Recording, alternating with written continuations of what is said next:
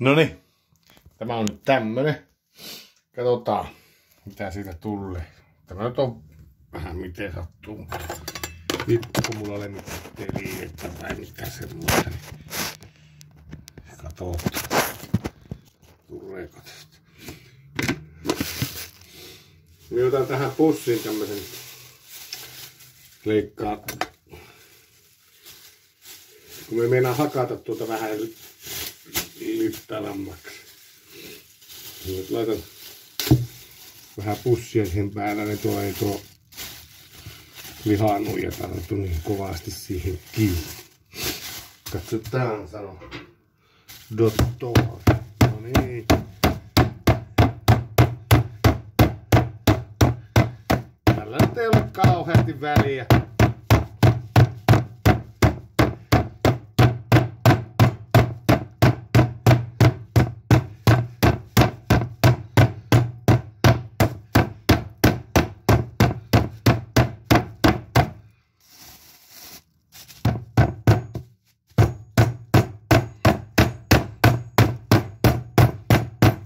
Ihan vittu yksi lysti, että miten se on. Tämä on kuitenkin aika kauan uunissa, niin tämä vetää niin satana kypsäksi.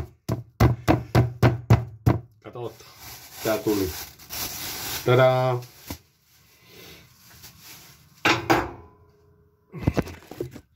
Siitähän tuli tämmönen.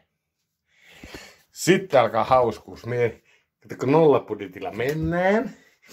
Niin löysin tämmöstä jääkaapista luumumarmelaadia. Ollut tuolla ties kuinka kauan. Tässä lukee, että tässä on päivämäärä 10.3.2021. Ei se haittaa, että mun marmelaadi, eihän se miksikään mene. Nyt minä maustan sen. Meille laitan ensin tuon marmelaadin tuohon päälle.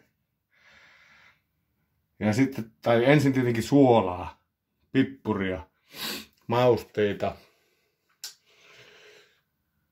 Mutta tämä on luumumarmelaadi. Sitten minä hokasin vielä, että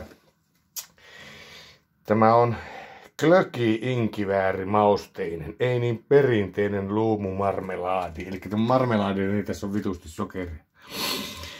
Ja sokeri on hyvää tässä. Tähän voisi laittaa tietenkin kaikkea muutakin Glögi-mausteita. Mutta mulla ei ole, kun nyt mennään nolla budjetilla. Mennään, ja varsinkin kun loppukuuta, niin tuo 19. päivä, niin mehän on perse auki, mikä on ihan normaalia. Niin. Me kerron sitten kohta, että mitä mä olin sinne laittanut, mutta nyt lähdetään me suolaan tämän ensin kokonaan, ja suolaa ja pippuria, ja sitten vasta niin ne makumausteet. Katsotaan, odotetaan hetki. Blablabla.